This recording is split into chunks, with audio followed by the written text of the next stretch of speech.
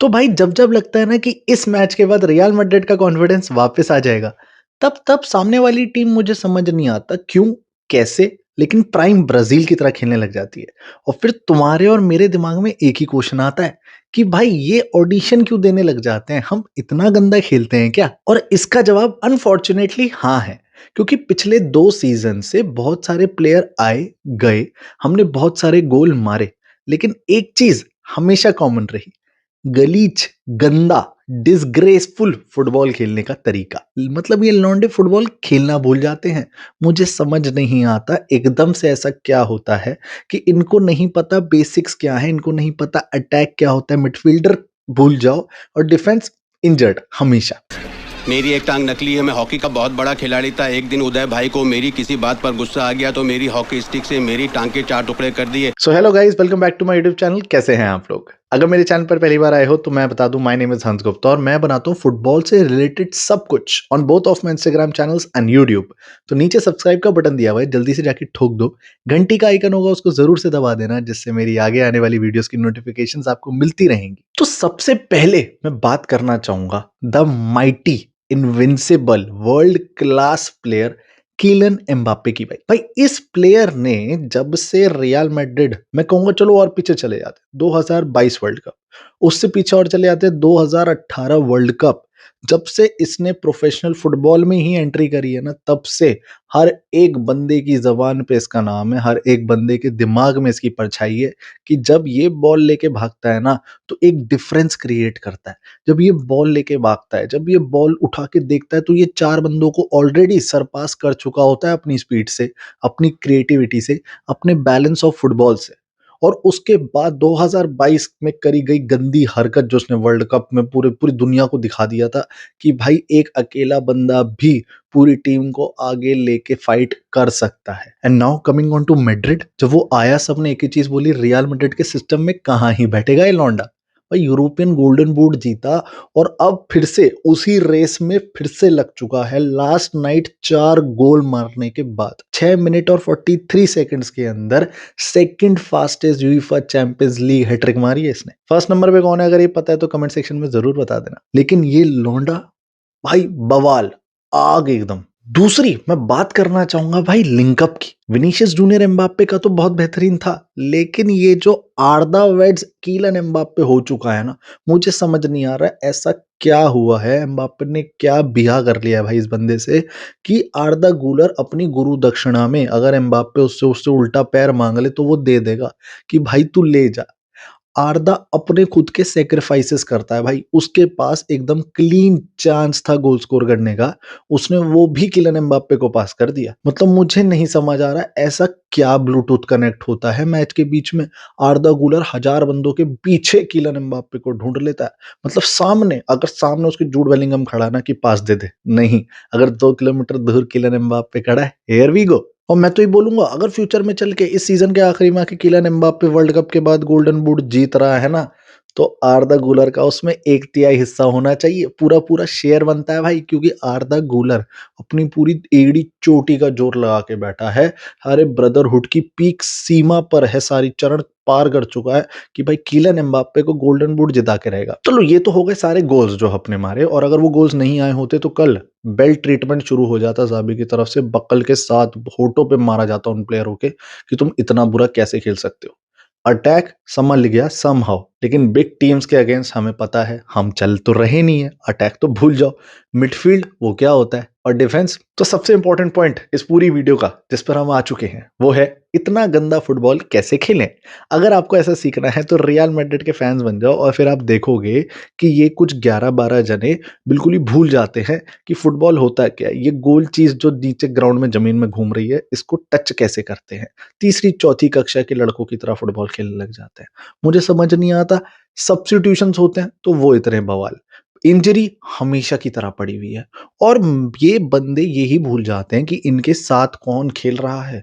कहीं भी बॉल चल रही है, कोई भी बॉल उड़ाई जा रही है, सामने से बॉल आ रही है तो सर से ना मार के अपने गोल के अंदर बॉल घुसा रहे हो।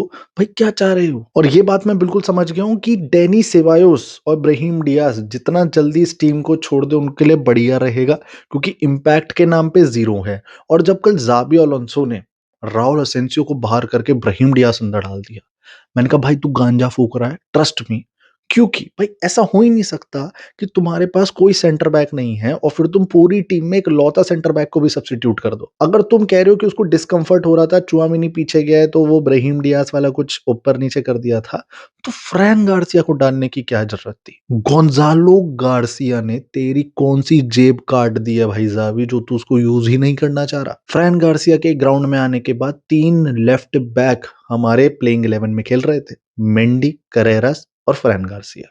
तीनों ने में से सिर्फ मेंडी मुझे लगा जिसने अपना इम्पैक्ट दिखाया है, बाकी करेरास के तो सर के सामने से बॉलें टपी हैं गोल के अंदर। बट यहाँ पर नया क्या है? डिफेंडर्स की बात करूं जो अवेलेबल नहीं है, adder Militão, dean हाउसन, Antonio Rudiger, David Alaba, बचा ही नहीं कुछ। हमारे पास सिर्फ असेंसियो भैया खड़े और करेरास जो लेफ्ट बैक है उसको भी सेंटर बैक बना दिया। वो चुआमिनी से पूछ रहा है कि भाई ये तू कैसे करता था लास्ट सीजन, क्योंकि मेरे से तो एक गेम भी नहीं हो पा रहा है। इंजरी क्राइसिस पिछले सीजन भी थे, लेकिन तुम्हें एक चीज पता होगी कि कार्लो एंसेलोटी के अंडर में और जाबी अलोंसो के अंडर में दो ही चीज का डिफरेंस है। पहला कि कार्लो एंसेलोटी हमें सारे फाइनल्स तक लेके गया था, और भाई यहाँ पर मुझे जाबी अलोंसो के साथ ऐसा लग रहा है कि ये team second half of the season में भी नहीं टिकने वाली। तुम्हें क्या लगता है कमेंट सेक्शन में जरूर बताना। और दूसरा ये कि कार्लो एंसेलोटी का मैन मैनेजमेंट इतना तगड़ा था कि इतने इंजरी क्राइसिस के बाद भी रियल मैड्रिड ने हर एक टीम को पूरे कॉन्फिडेंस और डोमिनेंस के साथ पेला है। हमारे लिए छोटी टीमें मतलब छोटी टीमें ही थी। आज जाबी के अंडर हर एक छोटी टीम प्राइम ब्राजील लगने लगती है, और वो ऐसा नहीं है कि वो ज्यादा बढ़िया खेल रहे हैं, हम गू खेल रहे हैं, हम इतना गंदा खेल रहे हैं जिसका हिसाब नहीं। लेकिन इस पूरे मैच के बाद मैं फेडी वेलवर्डे को भाई एकदम हाथ जोड़ के, भैया धन्यवाद है आपका जो आप इस टीम के साथ हो, क्योंकि आप जो गधा मजदूरी हमारे साथ करते हो ना, वो देख के मुझे ऐसा लगता है अगर ये बंदे को कोई बोल देना किसी और क्लब में चले जा और वहां तेरे को सिर्फ और सिर्फ आराम से एक जगह टिक के खेलना, भाई ये बंदा खुशी खुशी जा सकता है, लेकिन जा नहीं रहा, इतना लॉयल है बंदा। कुछ महीने पहले इस पर भी बात उठा दी थी सबने कि अबे ये तो हमारे क्लब के लिए कंट्रीब्यूट ही नहीं करता। लेकिन मुझे एक चीज बता दो, इतना गधा मजदूरी तुम एक बंदे से कैसे करा सकते हो? मिडफील्ड और डिफेंस अकेला लौता अगर किसी ने हमें पोजीशन रिकवरी में हेल्प कराई है, सो दैट वाज फेडरिको वेलवर्दे। जब एम्बापे और विनीशियस आगे बॉल लूज करने के बाद पार्क में टहल रहे थे, तो Federico वेलवर्दे was the one who was sprinting back along with कामाविंगा कि भाई बंदों को जाने नहीं देंगे, ये बॉल तो हम जीत करेंगे। बॉल जीतने के बाद बंदा उसी स्पीड से बॉल लेके वापस आ गया था कि लो एम्बापे, लो विनीशियस, कुछ करके दिखाओ। तो इस पूरे ही गेम में स्टार्टिंग के 10 मिनट और आखिरी के 20 मिनट कूड़ा था, कूड़ा। और वो कूड़ा पता है क्यों है? क्योंकि ओलंपियाकोस ने पूरा डोमिनेट करा है, और उनका जो पहला गोल था ना, वो इतना मास्टर क्लास था कि तुम मुझे कमेंट सेक्शन में जरूर बताना क्या कुर्तोआ, प्राइम कुर्तोआ भी इस गोल को बचा सकता था? क्योंकि भाई भाई ऐसी भमीरी भरती थी। मैं ये देख रहा भाई कि कैसे भाई वॉली पे वॉली मारे जा रहा है, और मुझे समझ नहीं आता भाई कैसे वो 1-2 कैसे चल गया। चुआमिनी कामाविंगा डबल पिवट रोल जो हम चाह रहे थे वो होने के बाद भी कैसे? और यहाँ पर तो शुक्र मनाओ ओलंपियाकोस के प्लेइंग 11 के 2-3 इंपॉर्टेंट प्लेयरों को इंजरी हो गई थी मैच के बीच में, और सब्स्टिट्यूट्स ने आके हमारी धोती खोली है। बिल्कुल ही बिल्कुल धोती खोली, इसलिए कहूंगा भाई जब एक एक दो दो टच में तुम चुआमिनी, करेरास इन सबके आगे से बॉल डाल सकते हो ना, और वो हेडर गोल में एंड हो रहा है, तो बड़ी टीमें ना हमें फूंक देगी। और एक चीज याद रखना, तुम कहोगे भाई नो डाउट अटैक तो बढ़िया था, तो फिर क्यों इतना रेज बेट करना? लेकिन तुम्हें एक चीज बता दूं, किसी महान व्यक्ति ने कहा है that attack can win you matches but defence can make you win titles.